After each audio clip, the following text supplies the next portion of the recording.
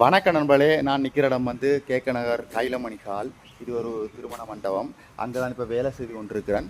அங்கே வேலையில் பாருங்கள், இங்கே பாருங்கள் எப்படி இருக்குன்னு பாருங்கள். சிவர் ஃபுல்லாகவே பூச்சு கிராக்கு.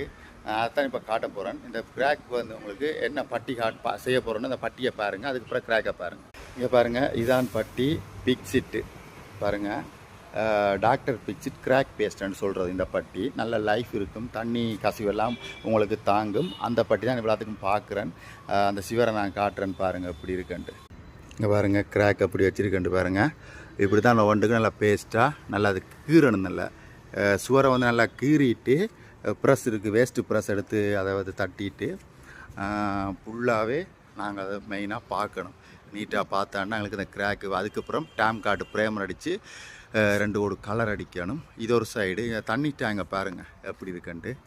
இதான் முன் எலிவேஷன் பாருங்கள்.